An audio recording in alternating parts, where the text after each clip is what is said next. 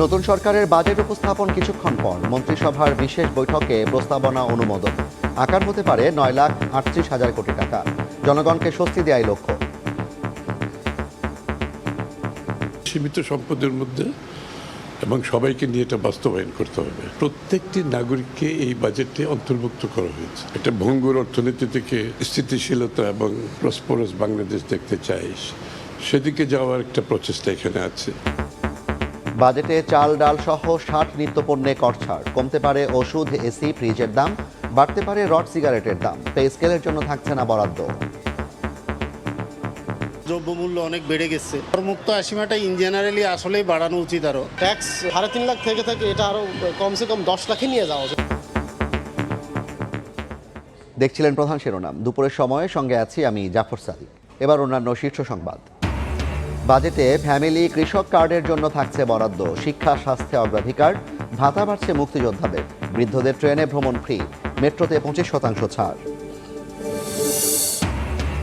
বিভিন্ন সীমান্ত দিয়ে বিএসএফের পুশিং চেষ্টা। 26 জেলায় কঠোর অবস্থানে বিজিবি। দিনরাত পাহারায় স্থানীয়রাও। টহল ও নজরদারি জোরদার। রামিসা ধর্ষণ হত্যা মামলায় হাইকোর্টে ডেথ রেফারেন্সের শুনানি রোববার। বিশেষ আইনজীবী প্যানেল নিয়োগ রাষ্ট্রপক্ষের। শুনানিতে অংশ নেবেন খোদ অ্যাটর্নি জেনারেল।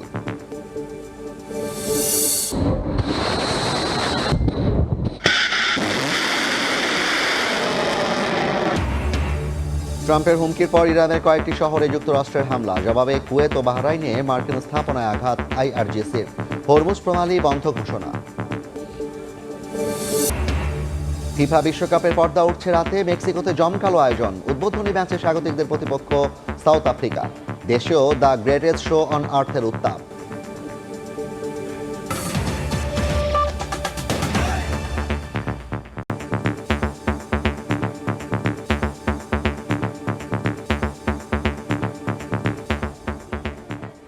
শুরুতেই বাজেটের খবর।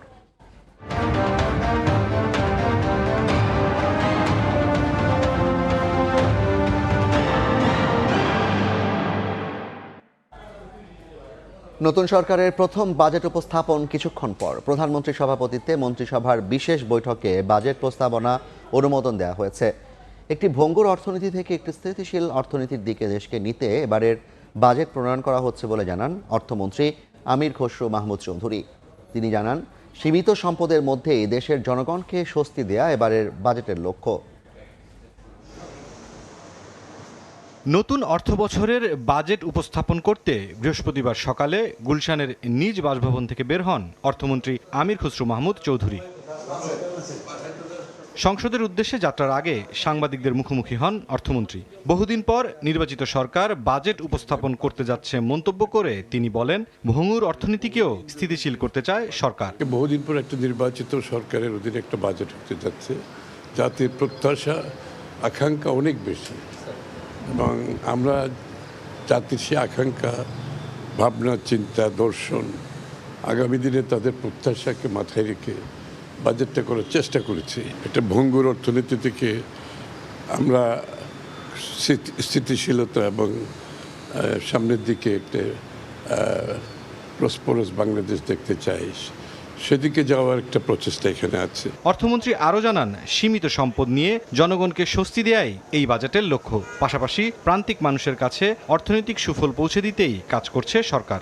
এই বাজেট স্বাভাবিকভাবে জনগণের প্রত্যাশা অনেক বেশি, এবং আমরা চেষ্টা করেছি সীমিত সম্পদের মধ্যে থেকেও বাংলাদেশের প্রতিটি জনগণকে মাথায় রেখে এই বাজেট দেওয়ার চেষ্টা করেছি। এবং সবচেয়ে বেশি আমরা শুরু করেছি কাজটা একেবারে হতদরিদ্র যারা পিছিয়ে পড়া লোক আছে তাদেরকে মাথায় রেখে, এবং ক্রমান্বয়ে সকলের জন্য, সকল গোষ্ঠীকে মাথায় রেখে সকলে যাতে এই অর্থনীতিতে অংশগ্রহণ করতে পারে, অর্থনীতির সুফল পায়, সেটা মাথায় রেখে বাজেট করেছে। এদিকে সকালে রীতি মেনে সংসদ সচিবালয়ে বাজেট উপস্থাপনের আগে অনুষ্ঠিত হয়েছে মন্ত্রিপরিষদের বিশেষ সভা। প্রধানমন্ত্রী তারেক রহমানের সভাপতিত্বে সভায় 2026-27 অর্থ বছরের বাজেট উত্থাপনের অনুমোদন দেয় মন্ত্রিপরিষদ। মুরসালিন হক জুনায়েদ, সময় সংবাদ, ঢাকা। এই মুহূর্তে জাতীয় সংসদ ভবনে আছেন সহকর্মী সানভীর রূপল ও শুভ খান। সরাসরি যাচ্ছি রূপলের কাছে।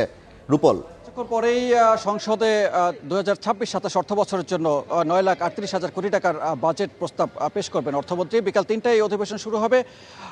আর এর মধ্যে মন্ত্রিসভা বৈঠকে সেই বাজেটের মূল কাঠামো অনুমোদন দেওয়া হয়ে গেছে, অর্থাৎ সময়ের ক্ষণ গণনা আর অল্প কিছুক্ষণের জন্যই রয়েছে হাতে। এর মধ্যে আমরা বাজেটের কাঠামো, বাজেটের মূল বাজেট কত সেটিও পেয়ে গেছি, এবং আমরা এর মধ্যে মূল বাজেট ছাড়াও রাজস্ব খাতে কত আহরণ করতে হবে এবং সেই চাপ কিভাবে সামাল দেবে সে বিষয়েও বলা হয়েছে। এবং 2,43,000 কোটি টাকার ঘাটতি বাজেট, এই ঘাটতি বাজেটটি পূরণ করার জন্য সরকার অভ্যন্তরীণ উৎস এবং বিদেশি উৎস থেকে ঋণ গ্রহণ করবেন। এবং এর বাইরেও দেখা যাচ্ছে যে বাজেটের বেশ কিছু নতুনত্ব থাকছে এবার, এবং সেই নতুনত্ব নিয়ে আমাদের আলোচনা করব আমরা শুভ খানের সাথে। শুভ খান, বাজেটের কি কি নতুনত্ব থাকছে? আপনার সাথে একটু আগেই আলাপ করছিলাম যে নতুন একটি প্রকল্প আসছে, ওয়ান চাইল্ড ওয়ান ট্রি, বিষয়টি কি একটু বলবেন? হ্যাঁ রূপল, আপনি ঠিকই শুনেছেন যে সরকার বাজেটে যে নতুনত্ব নিয়ে এসেছে সেটা কিন্তু বলা যায় ওয়ান চাইল্ড ওয়ান ট্রি। অর্থাৎ সরকারের একটি ভিশন আছে হচ্ছে যে 5 বছরে 25 কোটি গাছ লাগানোর একটা পরিকল্পনা নেওয়া হয়েছে পর্যায়ক্রমে। তারই আওতায় আসলে এই বাজেটে ওয়ান চাইল্ড ওয়ান ট্রি একটা কর্মসূচি নেওয়া হয়েছে, যেটি হচ্ছে যে সরকারি যে প্রাথমিক বিদ্যালয়ের যারা শিক্ষার্থী রয়েছেন তাদেরকে সম্পৃক্ত করে তাদের বাড়ির আঙিনায় একটি করে গাছ লাগানোর একটি পরিকল্পনা নেওয়া হয়েছে। এবং এই পরিকল্পনা, এই কর্মসূচিগুলো আস্তে আস্তে বাড়তে বাড়তে যে সরকারের যে লক্ষ্যমাত্রা সেটি অর্জন করা হবে। শিশুদের জন্য বেশ ভালো একটা উদ্যোগ বটে, শিক্ষণীয় বিষয় হচ্ছে, কিন্তু এর বাইরে শিশুদের জন্য আর কোনো কিছু আছে? বা আপনি একটি প্রকল্পের কথা বলছিলেন যে একটি থোক বরাদ্দ থাকছে। হ্যাঁ, এটি কিন্তু আসলে যে ক্রিয়েটিভ অর্থনীতি নামে নতুন একটি টার্ম যোগ করা হয়েছে বাজেটে, যেখানে বলা হয়েছে যে এই ক্রিয়েটিভ অর্থনীতির বিকাশে আসলে 1,000 কোটি টাকা বরাদ্দ রাখা হয়েছে। তাই এই ক্রিয়েটিভ অর্থনীতির মধ্যে রয়েছে যেমন রংপুরের শতরঞ্জি পণ্য এবং হাতে তৈরি যে তাঁতপণ্যগুলো রয়েছে সেগুলোর বিকাশে যে ধরনের উদ্যোগ নেওয়া হবে তার পেছনে আসলে এই অর্থগুলো ব্যয় করা হবে। এছাড়া সরকারের যে আরও একটি কর্মসূচি রয়েছে হচ্ছে নতুন কুড়ি কর্মসূচি, সেই কর্মসূচির জন্য কিন্তু আসলে 200 কোটি টাকার মতো বরাদ্দ রাখা হয়েছে, যার আওতায় আসলে শিশু শিক্ষার্থী বা কিশোরদের আসলে খেলাধুলার ক্ষেত্রে তাদেরকে আসলে দক্ষ করে গড়ে তোলা হবে। সেরকম একটি কর্মসূচি কিন্তু এই ক্রিয়েটিভ অর্থনীতির অন্তর্ভুক্ত করা হয়েছে। বেশ ইতিবাচক দুটি উদ্যোগের কথা শুনলাম, কিন্তু বাজেটে করের যে বোঝা, অর্থাৎ এনবিআরকে 6,04,000 কোটি টাকা দিতে হবে সরকারকে, আর সব মিলিয়ে 6,95,000 কোটি টাকা, এটা তো একটা বিশাল চাপ। এই বিষয়ে কি কোনো তথ্য আছে আপনার কাছে যে নতুন কোনোভাবে কর আরোপ করা হচ্ছে, নতুন কোনো আওতা আসছে কেউ? হ্যাঁ রূপল, এখানে কিন্তু খুচরা ব্যবসায়ী বা বিক্রেতা যারা আছেন তাদের উপরে কিন্তু করের চাপ পড়ছে। আমরা যতটুকু জানতে পেরেছি যে আসলে খুচরা পর্যায়ে যারা ব্যবসায়ী আছে তাদের অগ্রিম 2% হারে কর আরোপের প্রস্তাবনা আসতে পারে। অর্থাৎ বাংলাদেশে প্রায় 70 লাখের মতো আসলে খুচরা দোকানদার বা খুচরা বিক্রেতা রয়েছেন। তারা যদি পরিবেশক পর্যায়ে থেকে কোনো পণ্য কেনেন, বিশেষ করে 1,000 টাকার যদি কোনো পণ্য কেনেন, তাহলে তাদেরকে কিন্তু 2 টাকা হারে কিন্তু সরকার কর হিসেবে কেটে দেবে, এবং পরিবেশকরাই এই 1,000 টাকায় 2 টাকা কর কেটে দিয়ে সেগুলো রাষ্ট্রীয় কোষাগারে আসলে পরিবেশকরা এই করটি দিবেন। এটি নতুন করের একটি নতুন জালের আওতায় এসেছে। তবে আরেকটি বিষয় যদি একটু আপনার কাছে জানতে চাই, যে সামাজিক নিরাপত্তা খাতে এবার অন্তর্ভুক্ত করা হচ্ছে যে কার্ড, ফ্যামিলি কার্ড আছে, সেই ফ্যামিলি কার্ডের একটা অংশ এখানে যুক্ত করছে। হ্যাঁ, ফ্যামিলি কার্ডের ক্ষেত্রে যদি একটু ফ্যামিলি কার্ডের ক্ষেত্রে প্রায় 14,500 কোটি টাকার মতো বরাদ্দ রাখা হয়েছে। এছাড়া মসজিদ এবং মসজিদের মুয়াজ্জিম এবং ইমামদেরও কিন্তু, ইমাম যারা রয়েছেন তাদেরকে কিন্তু আসলে বেতন কাঠামোর আওতায় নিয়ে আসা হয়েছে এবং তাদেরকে বেতন দেওয়া হবে, এবং পর্যায়ক্রমে প্রতি অর্থ বছর কিন্তু এই যে আওতা বা পরিধি সেটি কিন্তু সম্প্রসারণ করে সবাইকেই মোটামুটি অন্তর্ভুক্ত করা হবে। ধন্যবাদ। আমরা জানছিলাম যে নতুন সরকার নতুন বাজেট, এবং এই বাজেটের পরিধিও বেশ বড়। গত অর্থ বছরের চেয়ে 1 লাখ কোটি টাকা তার চেয়েও বেশি বড় বাজেট, এবং এই বাজেটের চাপ কিভাবে সামাল দেবে, এবং সবকিছু মিলিয়ে অর্থমন্ত্রী বলেছেন যে এটি সবার জন্য বাজেট করার একটি চেষ্টা করা হয়েছে, অর্থাৎ অন্তর্ভুক্তমূলক বাজেট, এবং সেক্ষেত্রে দরিদ্রদের কিভাবে নিচ থেকে উপরে উঠানো যায় সেটি তাদের লক্ষ্যমাত্রা থাকবে।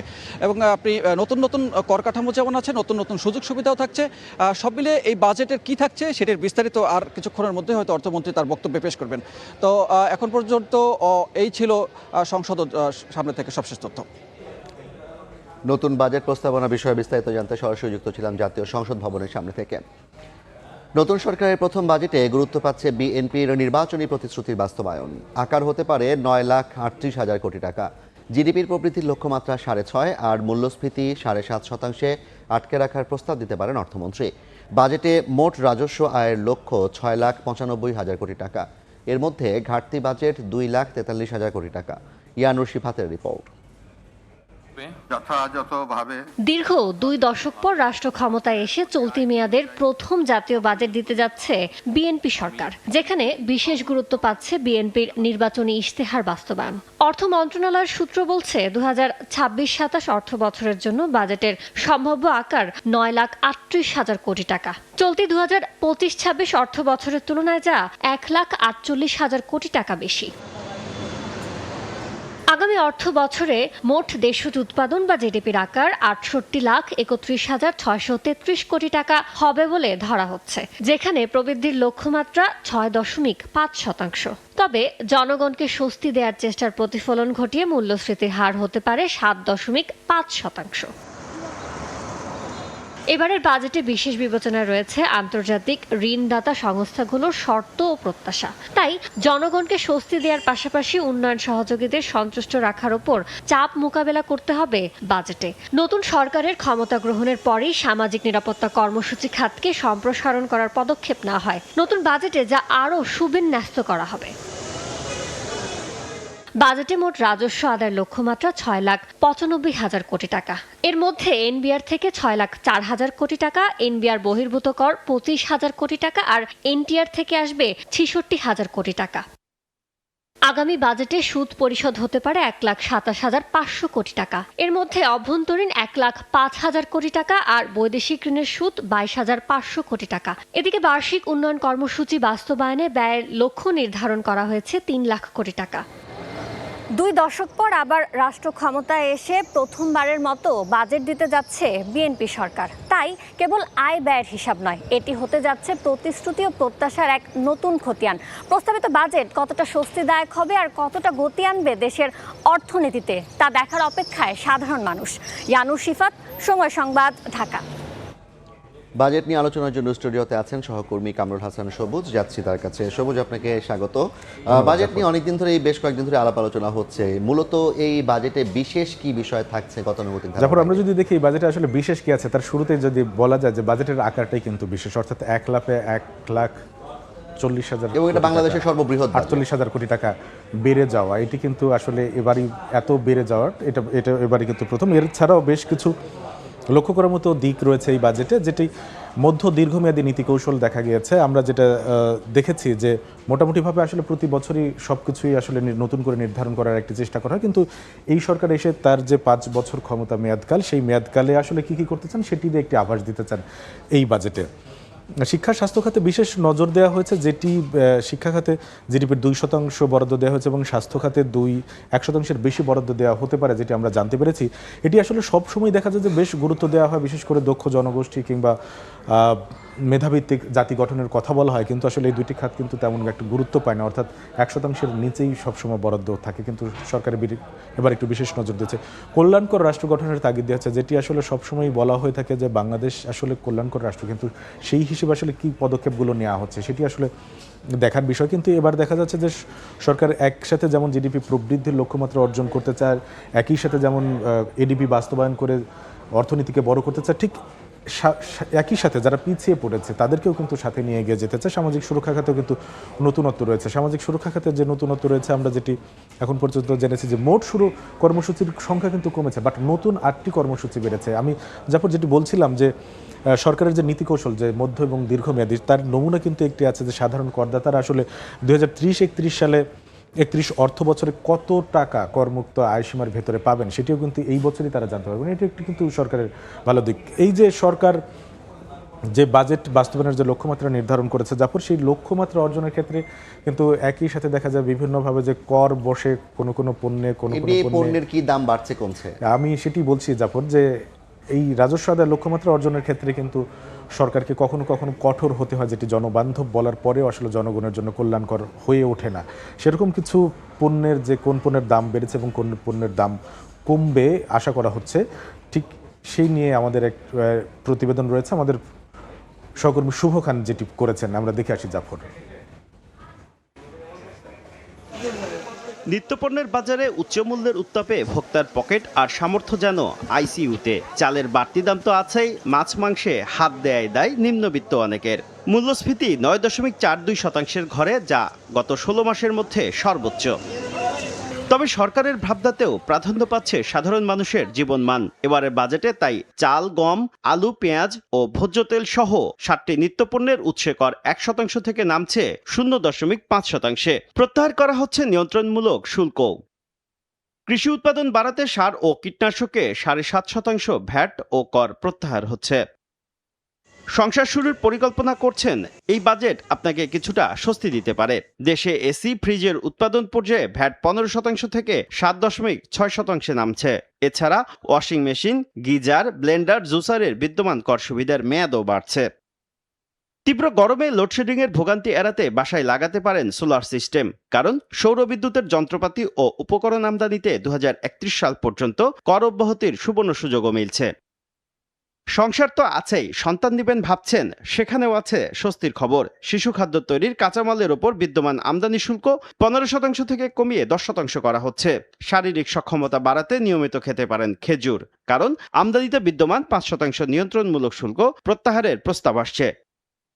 স্ত্রীকে খুশি করতে পারেন স্বর্ণ দিয়ে। বাজেটে স্বর্ণ ও স্বর্ণালংকার সরবরাহে 5% উৎসে কর কমিয়ে মাত্র 0.5% করা হচ্ছে। এছাড়া জুয়েলারি সেবায় 5% ভ্যাটের পরিবর্তে প্রতি ভরিতে 2,500 টাকা সুনির্দিষ্ট কর নির্ধারণ হচ্ছে। কমবে সাজগোজের খরচও। প্রতি কেজি লিপস্টিক আমদানিতে শুল্কায়ন মূল্য 40 থেকে কমিয়ে $30 নির্ধারণ করা হচ্ছে। প্রতি KG lotion, face cream, face wash আমদানিতে শুল্কায়ন মূল্য $10 থেকে কমিয়ে $7 নির্ধারণ করা হচ্ছে। নগদ অর্থে এত সব কেনাকাটায় নিরাপত্তা ঝুঁকির শঙ্কায় আছেন? তাহলে শুনুন, ক্যাশলেস লেনদেন উৎসাহিত করতে পয়েন্ট অফ সেল মেশিনের আমদানি শুল্ক 10% থেকে নামছে 5%। প্রত্যাহার হচ্ছে 7% আগাম কর। তুলে নেওয়া হচ্ছে এটিএম কার্ড সহ সব ধরনের কার্ড তৈরির কাঁচামালে 5% আগাম কর। পরিবেশ বান্ধব যোগাযোগ ব্যবস্থা নিশ্চিত করতে electric charging station, electric bus ও ইলেকট্রিক ট্রাক আমদানির উৎসে কর 5% থেকে কমিয়ে 0% করার প্রস্তাব আসছে। সুবিধা মিলবে স্থানীয় ইলেকট্রিক গাড়ি ও ই বাইক উৎপাদন শিল্পে কর রেয়াতের। টায়ার টিউব শিল্প শক্তিশালী করতে উৎপাদনে লাগে এমন 2টি কাঁচামালে মিলবে রেয়াতি সুবিধা, এতে কমবে দাম। স্বাস্থ্যসেবাও নজরের বাইরে নয়। ওষুধ উৎপাদনে ব্যবহৃত 51টি কাঁচামাল আমদানির সম্পূরক শুল্ক প্রত্যাহার এবং ক্যান্সারের ওষুধ তৈরির 9টি কাঁচামালে কর রেয়াতি সুবিধা দেওয়া হচ্ছে। প্রত্যাহার হচ্ছে কিডনি ডায়ালাইসিস ফিল্টার আমদানির ওপর থাকা 5% আগাম কর। এতে প্রতি ডায়ালাইসিসে খরচ কমবে প্রায় 800 টাকা। হার্টের রিং এবং চোখের লেন্সের ওপর থাকা 10% ভ্যাটও সম্পূর্ণ প্রত্যাহার হচ্ছে।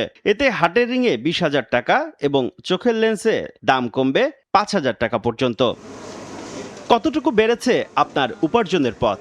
তবে করমুক্ত আয়সীমা ঠিকই বাড়িয়েছে সরকার। সব ধরনের ফ্রিল্যান্সিং এর আয়ে কর অব্যাহতি এবং করমুক্ত থাকবে কন্টেন্ট ক্রিয়েশন থেকে আয়। Computer, printer, portable data processing machine, flash memory ও মনিটর আমদানির অগ্রিম কর 5% থেকে কমিয়ে 2% করা হচ্ছে। খুশির খবর, সস্তায় ভাগাভাগি করতে পারেন মোবাইলে। কর সুবিধা দেয় কমছে দেশীয় হ্যান্ডসেট ও সিম কার্ডের দাম। তবে নতুন অর্থ বছরে যারা বাড়ি তৈরির কথা ভাবছেন তাদের জন্য কিছুটা দুঃসংবাদ। আবাসন খাতের অন্যতম প্রধান উপাদান এমএস রড এবং এ জাতীয় পণ্যের উৎপাদন পর্যায়ে সুনির্দিষ্ট কর ও ভ্যাট প্রায় 10% বাড়বে, যাতে বাড়বে রডের দাম। এমনকি ধূমপায়ীরাও হিসেবের বাইরে নন। সিগারেটের ফিল্টার তৈরির কাঁচামালের ওপর 300% এবং নিকোটিন ও নিকোটিন পাউচের ওপর 350% সম্পূরক শুল্ক আরোপ হচ্ছে।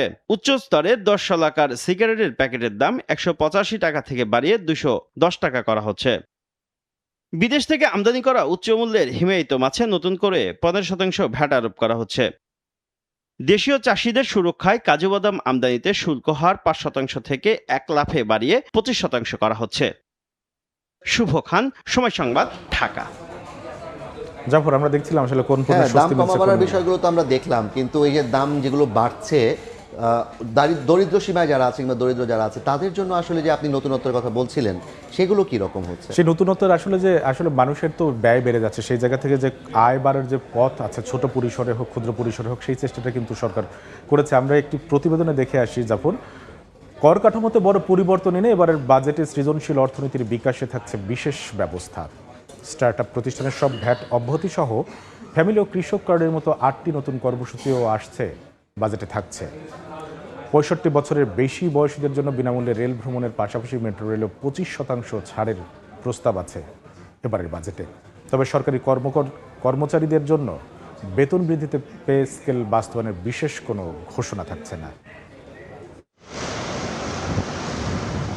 কাঠামোতে বড় পরিবর্তনের ইঙ্গিত রয়েছে নতুন অর্থ বছরের বাজেটে। প্রথমবারের মতো আয়করদাতারা আগামী 5 বছরে কত টাকায় কত কর দিতে হবে তা জানার সুযোগ পেতে যাচ্ছেন। শুধু তাই নয়, কর আয়সীমার নিচেও সরকার আপনাকে বেশি দিন রাখতে চান না। সেজন্য আয়ের পথ সম্প্রসারণে প্রথমবারের মতো এবারের বাজেটে ঘোষণা আসতে যাচ্ছে মুক্ত বাণিজ্য স্থাপনের। এজন্য কাস্টমস আইনে যুক্ত হবে নতুন একটি অধ্যায় সহ কয়েকটি বিধান। ক্রিয়েটিভ ইকোনমি বা সৃজনশীল অর্থনীতির বিকাশ ও জিডিপিতে এ খাতের 1.5% অবদান নিশ্চিত করতে 10 বছর মেয়াদী কর্মপরিকল্পনা নিয়েছে সরকার। এর জন্য ঢাকার পূর্বাঞ্চলে 160 একর জমিতে পিপিপি মডেলের বিশ্বমানের একটি সেন্ট্রাল ক্রিয়েটিভ হাব গঠন করা হবে। এটি সম্প্রসারণ হবে জেলা, উপজেলা, বিভাগীয় পর্যায়ে এবং শিশু ও শিল্পকলা একাডেমিতেও। গঠন করা হবে ন্যাশনাল পুল অফ ডিজাইন, যেখানে গুরুত্ব পাবে হস্তশিল্পের কাজ। শুধু তাই নয়, স্টার্টআপ প্রতিষ্ঠানে স্থানীয় পর্যায়ে 15% ভ্যাট অব্যাহতি, এসব প্রতিষ্ঠানে দরকারি সেবা আমদানির ক্ষেত্রে 15% ভ্যাট অব্যাহতি এবং সব প্রতিষ্ঠানের স্থান ও স্থাপনা ভাড়া নেয়ার ক্ষেত্রেও বিদ্যমান 15% ভ্যাট অব্যাহতি দেওয়া হচ্ছে এবারের বাজেটে। এই বিধান 2035 সালের 30 জুন পর্যন্ত বহাল রাখার লক্ষ্য সরকারের। এবারের বাজেটে ফ্যামিলি কার্ড সহ সামাজিক সুরক্ষা খাতে যুক্ত হচ্ছে 8টি নতুন কর্মসূচি। ভূমিহীন ও প্রান্তিক কৃষকদের বছরে একবার করে দেওয়া হবে 2500 টাকা নগদ সহায়তা। রাষ্ট্রকল্যাণ গড়ে তোলার লক্ষ্যে 65 বছরের বেশি বয়সীদের জন্য রেল ভ্রমণ ফ্রি আর মেট্রো রেলে 25% ছাড় দিতে যাচ্ছে সরকার। ক্যান্সার সহ 6টি দুরারোগ্য ব্যাধিগ্রস্ত রোগীর সহায়তার পরিমাণ 50,000 থেকে বাড়িয়ে 1 লাখ টাকা করা হচ্ছে। আর প্রতি মাসে মুক্তিযোদ্ধা ও বীর খেতাবপ্রাপ্তদের ভাতা বাড়ছে 5,000 টাকা। অগ্রাধিকার দিয়ে শিক্ষা ও স্বাস্থ্য খাতে বরাদ্দ দেওয়া হয়েছে পর্যায়ক্রমে জিডিপির 2% ও 1.01%। সার্বজনীন স্বাস্থ্য সুরক্ষার আওতায় ই-হেলথ কার্ড দেওয়ার পাশাপাশি প্রতিটি ইউনিয়ন ও শহরের ওয়ার্ডে আধুনিক প্রাথমিক স্বাস্থ্যসেবা ইউনিট স্থাপনের পরিকল্পনাও আছে সরকারের। এবারের বাজেটে জনবান্ধব বেশ কিছু উদ্যোগ নেওয়ার আভাস মিললেও সরকারি কর্মচারীদের বেতন বৃদ্ধিতে পে স্কেল বাস্তবায়নের বিশেষ কোনো ঘোষণা থাকছে না বলে জানা গেছে অর্থ মন্ত্রণালয়ের সূত্রে। ইয়ানুর শিফাত, সময় সংবাদ, ঢাকা। জাফর, আমরা দেখছিলাম যে বেশ কিছু সুবিধা থাকছে বয়স্কদের জন্য এবং যারা দারিদ্র সীমার মধ্যে কল্যাণকর রাষ্ট্র গঠনের আসলে যে দিকগুলো রয়েছে সেগুলো নিয়ে বেশ সরকারের কর্মপরিকল্পনা রয়েছে। একটু বিস্তারিত জানাবেন, আর একটু ভালোভাবে যদি জানাতেন। আমরা জাফর একই সাথে দেখেন বাজেটের যে কর্মপরিকল্পনা রয়েছে সেই কর্মপরিকল্পনায় যেমন সামাজিক সুরক্ষা খাতটা বেশ বিস্তৃত হচ্ছে, অর্থাৎ চলতি অর্থ বছরে যেখানে 1,16,000 কোটি টাকা বরাদ্দ রয়েছে সেখানে প্রায় 1,45,000 কোটি টাকা বরাদ্দ দেওয়া হচ্ছে আগামী অর্থ বছরের বাজেটে। এবং সেখানে কিন্তু যেমন সুবিধাভোগীর সংখ্যা বাড়ানো হচ্ছে, ঠিক সুবিধার ভাতার পরিমাণও কিন্তু কিছু কিছু ক্ষেত্রে বাড়ানো হচ্ছে। এই যে একদিকে সামাজিক সুরক্ষাকে অগ্রাধিকার দেওয়া, অর্থাৎ পিছিয়ে পড়া মানুষজনকে যেমন এগিয়ে নেওয়া, ঠিক একই সাথে আমরা কিছুক্ষণ আগে যে প্রতিবেদনে দেখলাম কিন্তু সেখানে বাণিজ্যকে এগিয়ে নেওয়ার জন্য, অর্থাৎ এই বরাদ্দের মধ্যেই কি কৃষক কার্ড এবং ফ্যামিলি কার্ড থাকছে না, ওটার জন্য আলাদা কোনো বরাদ্দ আছে? এই সামাজিক সুরক্ষা খাতের ভেতরেই থাকবে, এটার আলাদা সবই সামাজিক সুরক্ষা খাতে, যেহেতু নতুন 8টি কর্মসূচি এই সামাজিক সুরক্ষা খাতেই যুক্ত হয়েছে, তো আলাদাভাবে সেটি হওয়ার কথা নয়। জাফর, একই সাথে যে সামাজিক সুরক্ষা খাতে যেমন বরাদ্দ দেওয়া হচ্ছে বা তাদেরকে এগিয়ে নেওয়ার চেষ্টা করা হচ্ছে, একই সাথে তাদের কিন্তু আয়ের পথ বাড়ানোর জন্য ছোট ছোট বেশ কিছু উদ্যোগ রয়েছে। আমরা দেখেছি ক্রিয়েটিভ ইকোনমি, যেখানে আমরা যে 1 গ্রাম 1 পণ্য সেটিকে এগিয়ে নেওয়ার জন্য কাজ করা হবে, এবং একই সাথে যে মুক্ত বাণিজ্য অঞ্চল গড়ে তোলার কিন্তু একটি বেশ বড় আইকনিক একটি উদ্যোগ নেওয়া হচ্ছে, অর্থাৎ ঢাকার পূর্বাঞ্চলে 166 একর জমিতে কিন্তু একটি সেন্ট্রালি একটি হাব গঠন করা হবে, যেখানে আসলে ভাতার পরিমাণও তো অনেক বিস্তৃত হচ্ছে এবং কিছু ক্ষেত্রে বাড়ছে। কিছু ক্ষেত্রে বাড়ছে, যেমন প্রতিবন্ধী ভাতা এখন রয়েছে 900 টাকা, সেটি আসলে 1000 টাকা করা হচ্ছে, এবং যে মা ও শিশু সহায়তা কেন্দ্র এই সহায়তা ভাতা এগুলো কিন্তু মোটামুটিভাবে এখন পর্যন্ত আমরা যা জেনেছি তা একই রয়েছে। তো জাফর, আমার কাছে এই ছিল এইবারের বাজেটে আসলে বিশেষ কি দিকগুলো রয়েছে লক্ষ্য করার মতো। অনেক ধন্যবাদ সবুজ আপনাকে। বাজেট আসলে সংসদ অধিবেশনে পাশ হওয়ার পরই বোঝা যাবে যে কি অবস্থা দাঁড়াচ্ছে। ধন্যবাদ। আমাদের সঙ্গে যুক্ত ছিলেন সহকর্মী কামরুল হাসান সবুজ, জানাচ্ছিলেন যে এই অধিবেশনে বাজেটটি উপস্থাপন হতে যাচ্ছে সে বিষয়ে বিস্তারিত। শুধু আগামী অর্থ বছরের জন্যই নয়, 2030-31 অর্থ বছর পর্যন্ত করমুক্ত আয়সীমা কত হবে তাও জানানো হয়েছে 2026-27 অর্থ বছরের বাজেটে, যেখানে গেজেটভুক্ত মুক্তিযোদ্ধা আর জুলাই যোদ্ধারা পাবেন সমান সুযোগ। অর্থনীতিবিদদের দাবি, উচ্চ মূল্যস্ফীতিতে চাপে আছে সাধারণ মানুষ, তাই করমুক্ত আয়সীমা বাড়ানোর সাথে করজাল সম্প্রসারণ করা প্রয়োজন। পণ্যমূল্য বেড়ে যাওয়ায় ঊর্ধ্বমুখী মূল্যস্ফীতির বিপরীতে বাড়ছে না নিম্ন মধ্যবিত্তের আয়। এমন বাস্তবতায় 2026-27 থেকে 2030-31 অর্থবছর পর্যন্ত করমুক্ত আয়সীমা বাড়ানোর ইঙ্গিত মিলেছে নতুন অর্থবছরের বাজেট প্রস্তাবনায়। সাধারণ করদাতাদের জন্য বর্তমান 3,50,000 টাকার করমুক্ত আয়সীমা বিদ্যমান, যা 2026-27 অর্থবছরে উন্নীত করা হতে পারে 3,75,000 টাকা পর্যন্ত।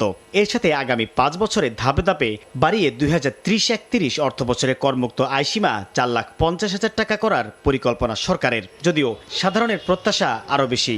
ট্যাক্স যেটা বাড়ানো মানে অ্যামাউন্টও বাড়ানো, অর্থাৎ আগে তো 3.5 লাখ থেকে এটা আরও কমসে কম 10 লাখে নিয়ে যাওয়া উচিত। দ্রব্যমূল্য অনেক বেড়ে গেছে, মানুষের জীবনযাত্রার মান অনেক বেড়ে গেছে।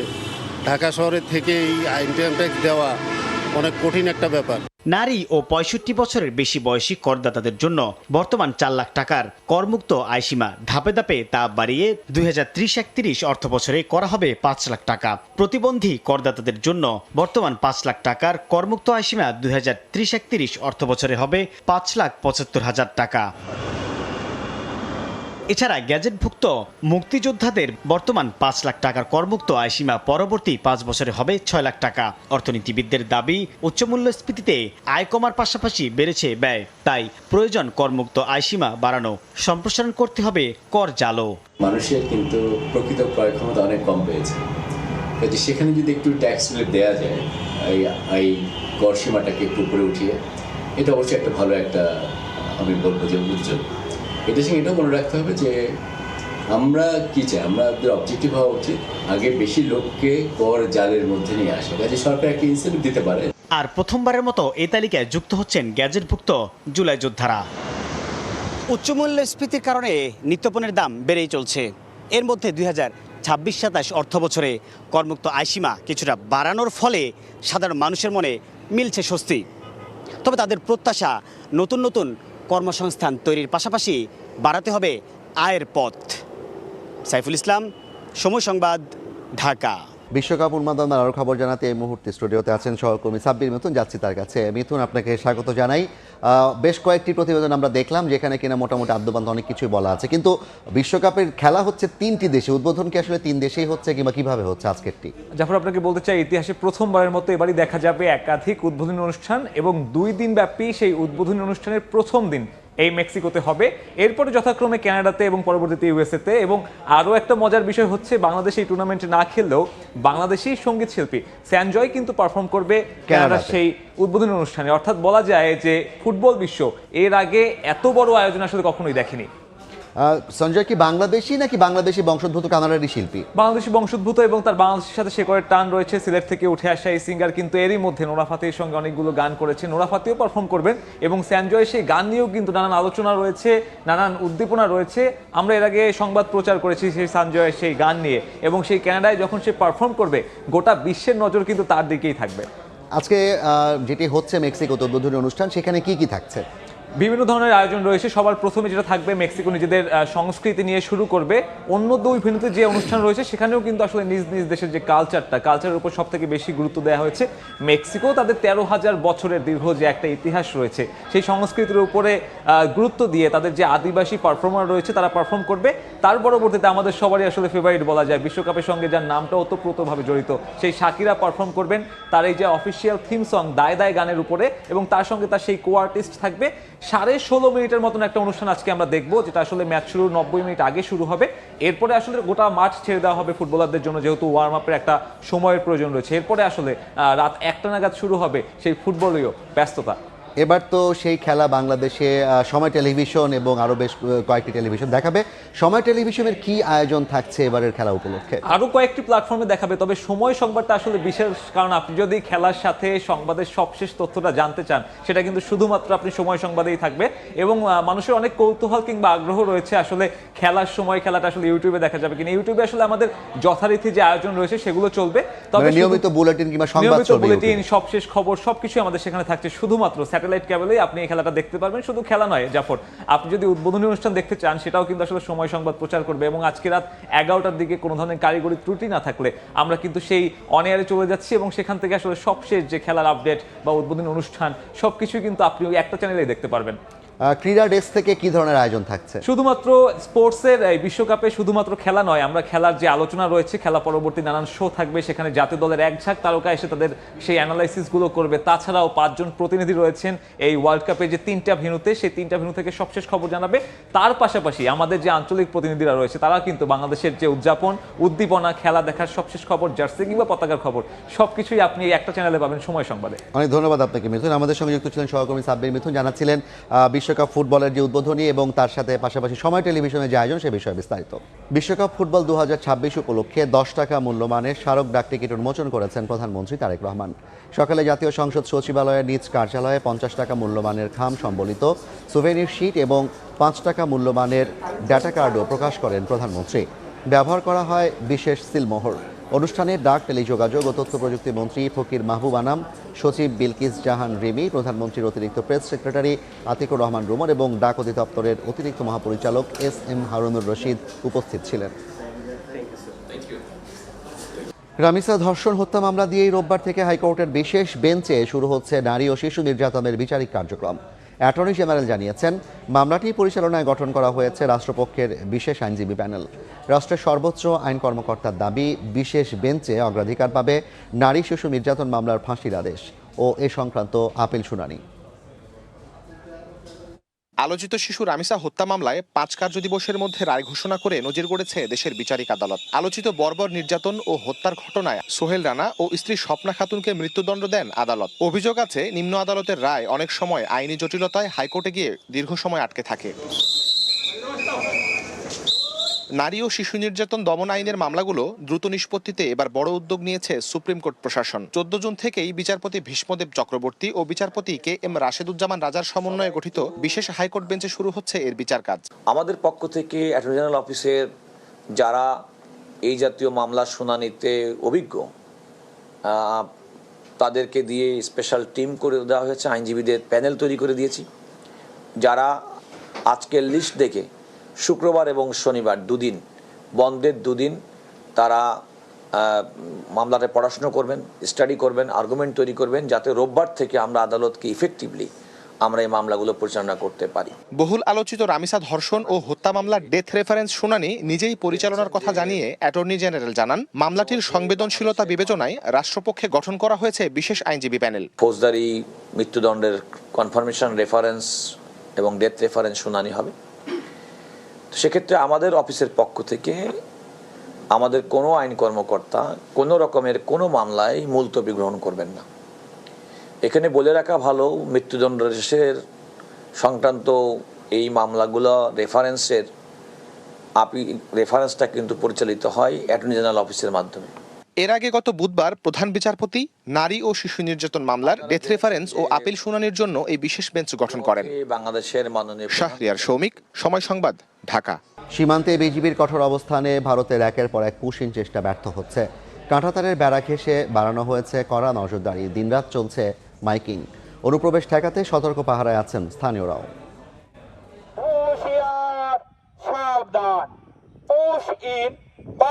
অনুপ্রবেশ রোধে বিজিবি সর্বদা সতর্ক অবস্থানে রয়েছে। বিএসএফকে মাইকিং করে বিজিবির সতর্ক বার্তা, পুশিং ঠেকাতে সীমান্তে রাত দিন কঠোর নজরদারি তাদের। কয়েকদিনের টানা উত্তেজনার পর বৃহস্পতিবার অনেকটা স্বাভাবিক ছিল সীমান্ত পরিস্থিতি। ভারতীয়দের বাংলাদেশে ঠেলে পাঠানোর কোনো ঘটনা ঘটেনি। সীমান্তে বিজিবির পাশাপাশি অবস্থান নিয়েছেন স্থানীয়রাও। এখানে যেন পুশিং না হয় এই জন্য আমরা রাত্রে একটু কিবা করে থাকি আর কি। ইন্ডিয়ার পুশিং এর জন্য বিজিবি ভালোভাবে ডিউটি করতেছে, আমরা সর্বদা তাদের সাথে আছি 24 ঘন্টা। আমরা এলাকার লোক তাদেরকে সহযোগিতা করতেছি, যে কোনো দেখলে বিজিবিদেরকে বলতেছি। সীমান্তে বিএসএফ পুশিং করার অপচেষ্টা করছে, সেটা আমরা প্রতিহত করার চেষ্টা করছি। এদিকে বেনাপোল সীমান্তেও সতর্ক অবস্থানে রয়েছে বিজিবি। পুশিং ঠেকাতে মোতায়েন করা হয়েছে অতিরিক্ত সদস্য। তার কাটা ভিতর থেকে গেট খুলে দিয়েছিল, তারপর বিজিবি অথবা পাবলিক থেকে এটা রুখে দিয়েছিল, রুখে দেওয়ার পরে তারা ওইটা ব্যাগ নিয়ে গেছে। এদিকে জামালপুরে বুধবার একজনকে পুশিংয়ের ঘটনায় বিজিবি ও বিএসএফ এর বাগবিতণ্ডার পর যষ্টিচন্দ্র বর্মন নামে ওই ব্যক্তিকে বকশীগঞ্জ থানায় হস্তান্তর করে বিজিবি। ওমর ফারুক, সময় সংবাদ। এই মুহূর্তে চাঁপাইনবাবগঞ্জ সীমান্তে আছেন সহকর্মী জাহাঙ্গীর আলম। সরাসরি যাচ্ছি তার কাছে। জাহাঙ্গীর, গণহস্তাপুরের যে বাঙ্গাবাড়ি সীমান্ত সেটি দিয়ে গত সপ্তাহের যে বৃহস্পতিবার ভোররাতের দিকে 6 জন শিশুসহ 28 জন নারী পুরুষকে পুষিনের চেষ্টা করে ভারতীয় সীমান্তরক্ষী বাহিনী বিএসএফ। এরপর সেটি আসলে স্থানীয় বাসিন্দা এবং বিজিবি এর তৎপরতায় প্রতিরোধ করা গেলেও গত এক সপ্তাহ ধরে আর তেমন কোনো ধরনের পুষিনের অপতৎপরতা বা চেষ্টা আসলে আমরা দেখতে পাইনি। তবে সতর্ক অবস্থায় কিন্তু রয়েছে এই মুহূর্তে সীমান্তের বাসিন্দারা এবং বিজিবি। এই মুহূর্তে আসলে সীমান্তের বাসিন্দাদের মধ্যেও একটা উৎকণ্ঠা উদ্বেগ কাজ করছে যে নতুন করে আবারও কোনো ধরনের পুষিনের অপতৎপরতা বা চেষ্টা হতে পারে কিনা। তবে উদ্বেগ উৎকণ্ঠা ছাপিয়ে তারা কিন্তু এই মুহূর্তে সতর্ক অবস্থানে রয়েছে। বিজিবি, আনসার ভিডিপি সদস্যদের পাশাপাশি গ্রামবাসীও আসলে লাইট এবং টর্চ দিয়ে রাতের অন্ধকারে তারা টহল দিচ্ছে সীমান্ত এলাকায়। তো এই সীমান্ত এলাকাগুলো আসলে বেশ কিছু দুর্গম এবং 184 কিলোমিটার সীমান্তে এই মুহূর্তে আসলে 3টি ব্যাটালিয়ন কঠোর নজরদারি এবং তৎপরতা তাদের কিন্তু অব্যাহত রয়েছে। এই ছিল চাঁপাইনবাবগঞ্জ থেকে সীমান্তের সর্বশেষ। সরাসরি যুক্ত ছিলাম চাঁপাইনবাবগঞ্জ থেকে। ভারতের নয়াদিল্লিতে বর্ডার গার্ড বাংলাদেশ, বিজিবি ও ভারতীয় সীমান্তরক্ষী বাহিনী বিএসএফ এর 4 দিনের সীমান্ত সম্মেলন শেষ হচ্ছে আজ। সম্মেলনে দুই বাহিনীর প্রধান পুশিন নিয়ে নিজেদের অবস্থান তুলে ধরেছেন। এর বাইরেও বিএসএফ কর্তৃক সীমান্ত হত্যা, ভারত থেকে বাংলাদেশে বিভিন্ন ধরনের মাদকদ্রব্য, অস্ত্র ও অন্যান্য নিষিদ্ধ পণ্যের চোরাচালান রোধ, মানব পাচার প্রতিরোধ, সীমান্তে কাঁটাতারের বেড়া ইস্যু নিয়েও কথা বলেন তারা। বৈঠকে 3 বিঘা করিডোর দিয়ে পাটগ্রাম থেকে দহগ্রাম পর্যন্ত অপটিক্যাল ফাইবার কেবল স্থাপন সহ বেশ কিছু গুরুত্বপূর্ণ বিষয় নিয়ে আলোচনা হয়।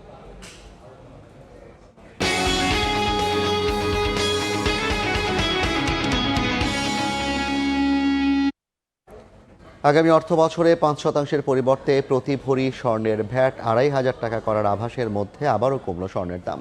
ভরিতে 4432 টাকা কমিয়ে 22 ক্যারেটের স্বর্ণের দাম 2,18,350 টাকা নির্ধারণ করেছে বাংলাদেশ জুয়েলার্স অ্যাসোসিয়েশন বাজুস। সকাল থেকে দাম কার্যকর হয়েছে। এছাড়া 21 ক্যারেটের প্রতি ভরি 2,08,436, 18 ক্যারেটের 1,78,692 টাকা এবং সনাতন পদ্ধতির প্রতি ভরি স্বর্ণের দাম 1,45,508 টাকা করা হয়েছে। এ নিয়ে চলতি বছর এখন পর্যন্ত দেশে 73 বার ধাতুটির দাম সমন্বয় করা হয়েছে। দাম 37 দফা বাড়ার পাশাপাশি কমেছে 36 বার। ডোনাল্ড ট্রাম্পের হুমকির পর ইরানে আবারও হামলা চালিয়েছে যুক্তরাষ্ট্র। বন্দর আব্বাস সহ কয়েকটি শহরে বিস্ফোরণের শব্দ শোনা গেছে। জবাবে কুয়েত, বাহরাইনে মার্কিন ঘাঁটিতে আঘাতের দাবি করেছে ইরানের বিপ্লবী গার্ড বাহিনী। একই সাথে হরমুজ প্রণালী আবারও বন্ধ করে দিয়েছে তেহরান। ইরানি সংবাদ সংস্থা মেহের নিউজ জানিয়েছে, দেশটির সামরিক বাহিনী প্রণালী দিয়ে তেলবাহী ট্যাঙ্কার ও বাণিজ্যিক জাহাজ সহ সব ধরনের নৌযান চলাচলের ওপর নিষেধাজ্ঞা আরোপ করেছে। এই নির্দেশ অমান্য করলে নৌযানকে লক্ষ্যবস্তু করা হবে বলেও সতর্ক করে দেওয়া হয়েছে। এ পর্যায়ের শীর্ষ সংবাদগুলো জানিয়ে দিচ্ছে আরেকবার। নতুন সরকারের বাজেট উপস্থাপন কিছুক্ষণ পর মন্ত্রিসভার বিশেষ বৈঠকে প্রস্তাবনা অনুমোদন। আকার হতে পারে 9,38,000 কোটি টাকা। জনগণকে স্বস্তি দেওয়াই লক্ষ্য। মূল্যস্ফীতির চাপ কমাতে বাজেটে চাল, ডাল সহ 60 নিত্যপণ্যে কর ছাড়। কমতে পারে ওষুধ, এসি, ফ্রিজের দাম। রড সিগারেটের দাম বৃদ্ধির আভাস। পে স্কেলের জন্য থাকছে না বরাদ্দ। ফিফা বিশ্বকাপের পর্দা উঠছে রাতে। মেক্সিকোতে জমকালো আয়োজন। উদ্বোধনী ম্যাচে স্বাগতিকদের প্রতিপক্ষ সাউথ আফ্রিকা। দেশেও দ্য গ্রেটেস্ট শো অন আর্থের উত্তাপ।